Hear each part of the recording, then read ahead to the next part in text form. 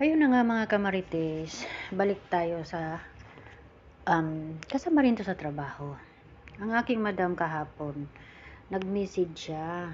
Sabi niya ito. نور سوي تشيكن بتر مع عيش أبيض، بس لا تحطين فلفل عشان أمولة.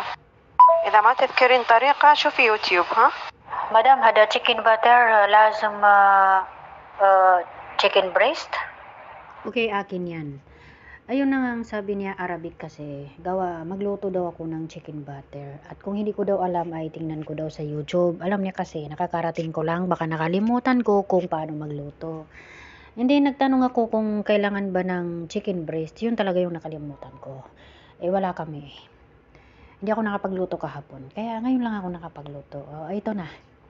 Ito na, ipaplex ko na mga kamarites. Ipaplex. At dahil chicken butter ang request nila, kumuha na ako agad-agad ng chicken breast. Kailangan ko pa yung ibabad sa tubig kasi masyado na siyang matigas. Oo.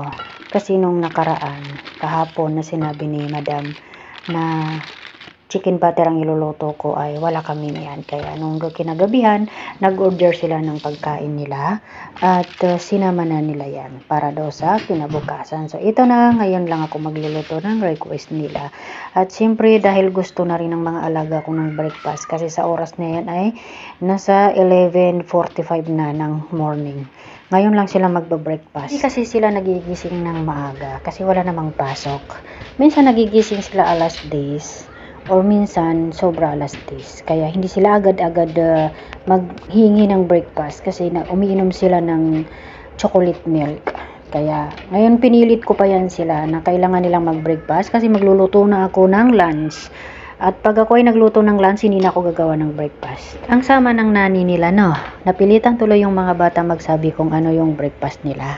Ayun na nga, yung pangalawa kong alaga, syempre, lagi naman yan, favorite niya yung sunny side up na itlog na may kamatis. Kamatis lang ha.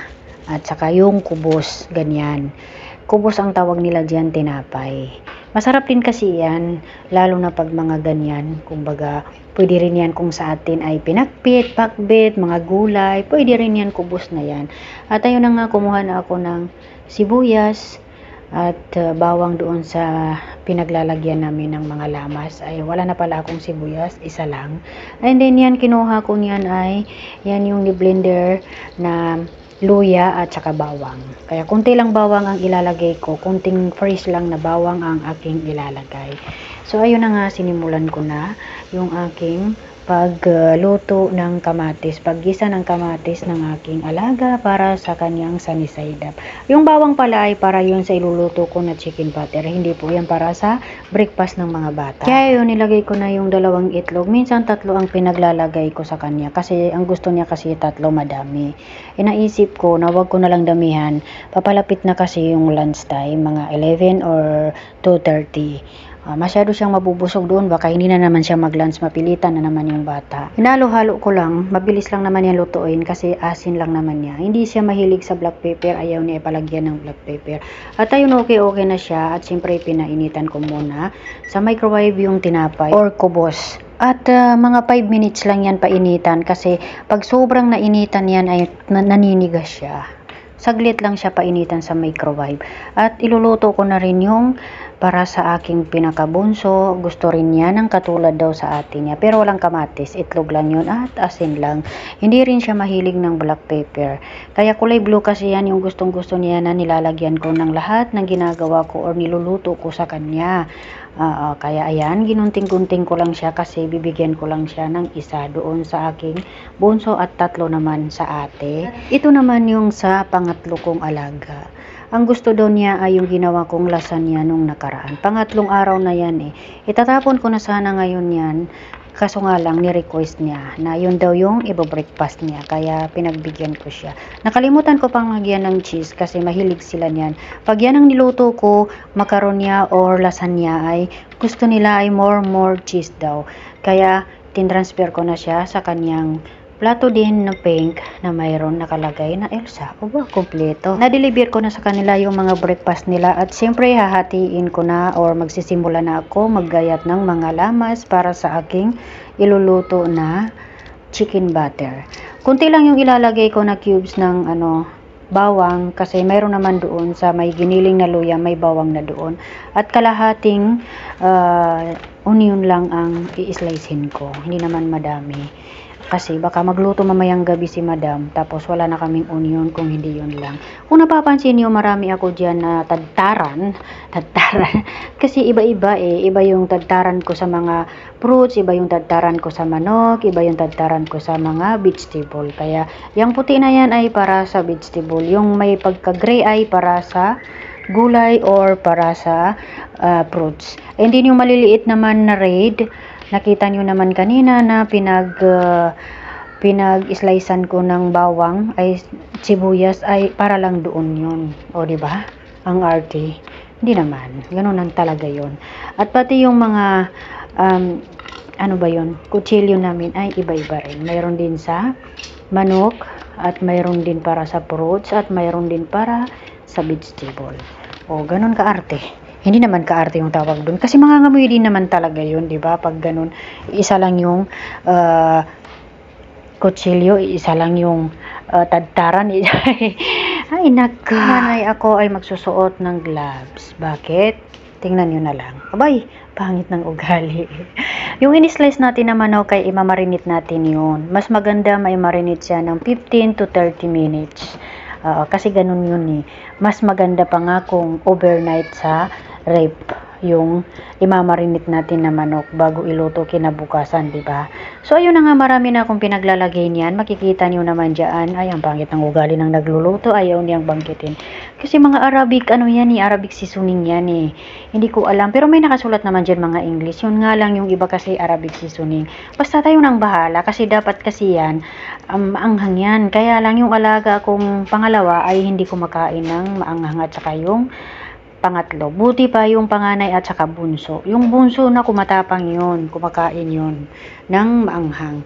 Ayun na nga yung pinakalas ng nilagay ko ay olive oil at saka yung giniling na luya na mayroon ng bawang. Kaya i-mix-mix ko lang yan para magkalasa naman siya. At saka ko naman naisip na wala palang asin yan. Ginugulo ako ng aking alaga na bunso kasi gutom na daw siya. Kaya pinapalayas ko siya dyan, kaya ako nagsasalita. Nasabi ko sa kanya, ay bawal ka sa kusina. Kung ayaw mo dito umalis ay isusumong kita kay baba. Hoy, napaalis. Takot siguro sila sa baba.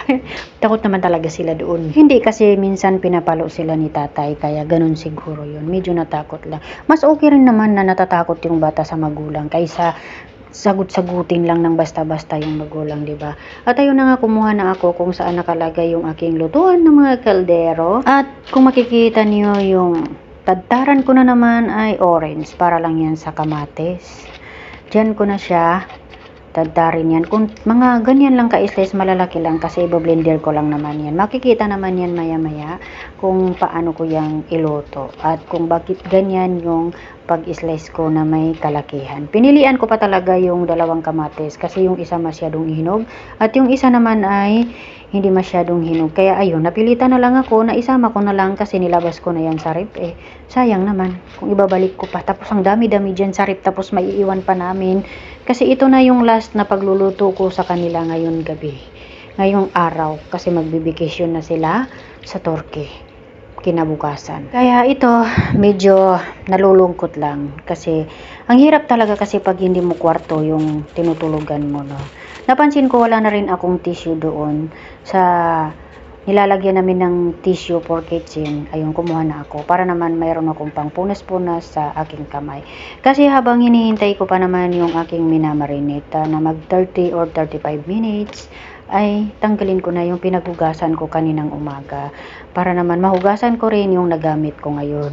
Kasi ako pag ako ay nagluluto, ayaw ko ng sobrang makalat yung paligid ko. Ayaw ko ng sobrang kalat yung lababo ko. Hindi ko maintindihan pero nasanay lang siguro ako kung bakit ganun. Ewan ko lang.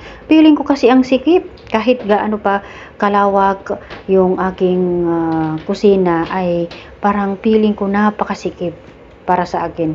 Kaya ang gusto ko, hinuhugasan ko na yon lahat. Kung mapapansin nyo ay dalawa rin yung aking sponge para sa aking mga plato. Ay yan pong isa para sa mga kaldero at mga plato. At yung isa naman ay para lang sa baso.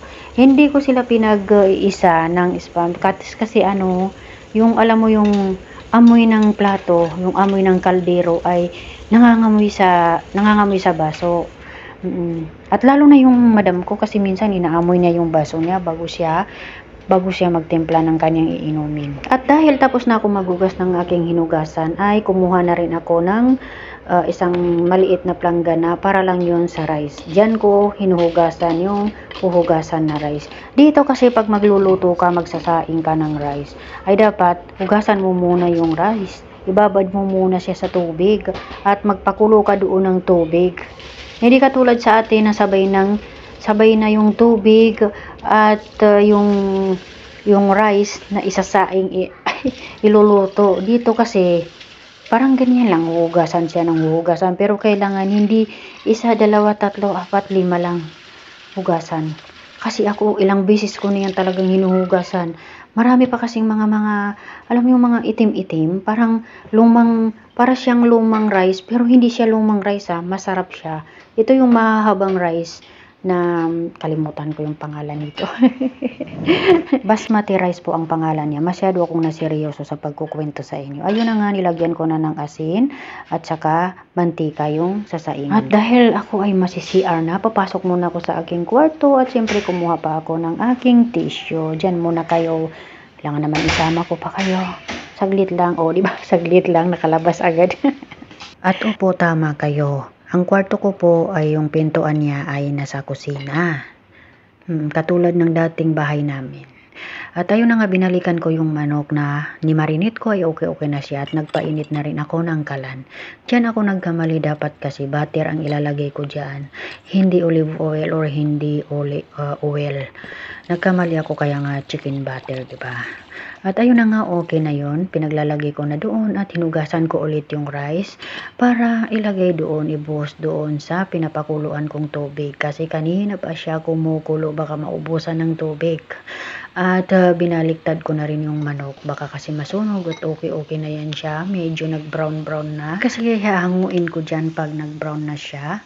At nakalimutan ko pala, sobrang maamoy sa kusina ko. Hindi ko pala na-open yung exhaust fan namin, kaya nangangamoy. At inopen ko na po siya para mawala yung sobrang amoy niyan. At ganun na nga, tinanggal ko na yung manok kasi okay na siya, nag-brown na siya. At tama na yan, luto na po yan. And then, syempre, dyan ko na rin igigisa yung kamatis at bawang na aking ginayat kanina. At mali na naman ako. Olive oil na naman ang nailagay ko. Ay, nako. Okay lang, sige lang. At siyempre, kukunin ko rin itong ihalo ko to para siyang kasoy. Kasoy nga siya, hindi parang kasoy, as in kasoy. Ay, nako, sumigaw yung alaga ko. Pasensya na, narinig sa voice over ko. Ayun, nilagay ko na yung kamatis. Konting gisa-gisa lang. At siyempre, lagyan ko na rin yan ng mga seasoning, konting asin, at saka yung kasoy. Kasi yun yung favorite nila sa chicken butter, nilalagyan ng kasoy. Di ba? Kain din kasi masarap yan, ngat-ngating parang mani. Tingin-tingin sa kilid-kilid, baka may bata makita humingi pa. At okay na po. Ayun, tinakpan ko kanina yung aking ginigisang kamatis. At syempre, nilagay ko na rin yung rice kasi baka maubusan na ng tubig. Ganun magsaing dito. So, medyo okay na po yung aking pinapalambot na kamatis. Ay syempre, mag-blender tayo. Kasi yan yung magiging lapot ng chicken butter at sauce ng chicken na yon. Diba? At ako ba naman ay natruma sa pagbe-blender kasi nung una kasi diyan ako napaso. Sobrang laki ng napaso sa akin kamay at medyo ginaganyan ko lang siya para sumingaw yung init niya para hindi masyadong mainit, ganon. Kaya ayun na, nag-start na po ako, ni-blender ko. Natatakot pa ako sa oras na yan. Pero alhamdulillah at wala namang patuloy ko pa rin siya bine-blender hanggang sa maging pinong-pino na talaga siya. At ayun na nga, okay na siya. Siyempre sasalain pa natin yan. Dedrain pa natin yan. Sasalain pa yan para hindi sumama yung mga buo-buo niya, kasi yung kamatis at saka yung kasoy, sibuyas, bawang ay siyempre mas may ano siya, may anik-anik. At ayun na nga, dahil sa kapasaway ko, dinagdagan ko pa siya ng konting tubig at naging sabaw na siya. Ay nako, pasaway na talaga. Ayun, pakinggan na lang natin yung tamad na ako mag voice over. Gutom na kayo, wait lang. Hintay muna saglit. Kung hindi kayo makahintay, pasensya na. Di pa ako tapos. Nahilo kayo na. Hindi na sila makaantay, gutom na sila. Kunting linis-linis lang sa mga pinaggagamit ko at ibabalik ko na doon kung saan siya nakalagay. Ayan. Ay nako, maingay sa mga alaga ko. Ito ko rin nilalagay yung mga blender, mga tray, ginagamit ko sa pagbo-blender. At nilalagyan ko ng food ng aking mga alaga. Yan. Dapat kasi malapot siya. Hindi ko pinalapot kasi ang gusto ng pangalawa kong alaga ay ano daw tawag doon? May sauce. Yung ay nako, ewan ko. Yung basta may sauce. Yung rice ko naman okay din siya. Pinahinaan ko na siya, mga number 1. And then ito rin, papainitan ko na rin to para ilagay itong manok. Ayun, at dahil mainit na siya, lagay ko na tong manok. Kunting, agay, tumalsik. Kunting gisa-gisa lang. Hindi ko pa natikman kung anong lasa. Medyo maalat yung manok. Ayan.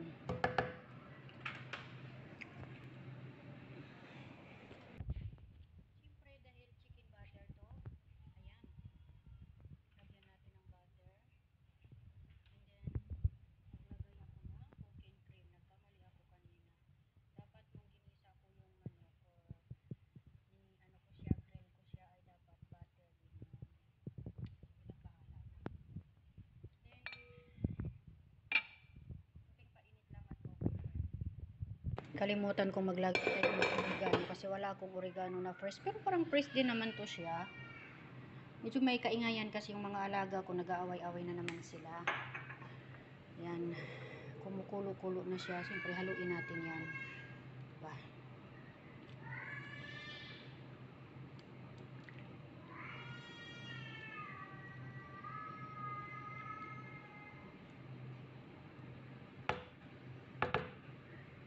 Kailangan natin tikman. Hindi ko alam kung anong lasa nito, pero bahala na. Para sa akin, pasado naman. Ewan ko lang sa mga alaga ko kasi simula nang nagbakasyon ako, medyo yung ibang mga favorite nila na niluluto ko ay nakakalimutan ko na. Ewan ko ba. Yan. At dahil hindi ako nakontento kasi parang hindi siya malapot, siyempre, matigas ang ulo natin eh. Dapat kasi malapot tong ano eh, butter, chicken butter. Kaya maglagay ako ng kaunting cornstarch lang. 1 spoon lang at kaunting tubig. Kulo-kulo lang siya, konti. Okay na kasi ito eh. Kaya lang parang tubig siya oh, 'di ba? Dapat kasi medyo may pagka malapot to eh. Kaya lagyan ko na lang siya ng kaunting cornstarch. Ang hirap nang wala tayong wala tayong tawag nito, taga video. Naghahanap talaga ng paraan, kakaiba talaga. Pasensya na mga kamarites ha kung medyo hindi okay yung pagka-video ko. Kasi yun nga, ang hirap nang walang taga-video. Ayan, medyo lumapot-lapot na siya. Ipakita ko sa inyo. Medyo nahirapan nga ako, pinatayo ko lang dyan yung cellphone ko. Ganito siya, ganyan, dapat ganyan. Siyempre, chicken butter to eh. Dapat may pagka ano siya, malapot, di ba? Yan. Okay na to sa akin yung ganito. Ganito kasi yung mga gusto ni Madam. Pero hindi naman to kay Madam sa mga alaga ko. Kaya lang kasi, lahat ng niluluto ko, kumakain din siya. Paunti-unti lang kasi siya kumain. Pero hindi ko yan nilulutoan na yung sarili lang niyang gusto. yung breakfast niya, dinner niya, hindi. Pero pag ganito na lunch, nagluluto ako ng lunch ng mga anak niya, tumitikim siya minsan. Ganyan yung gusto ko. Ganyan, kalapot. Yan. Ganyan dapat pag chicken butter. Diba? Okay na to sa inyo mga kamarites. Oh, ayan mga kamarites. Ready to serve na. Oh, diba?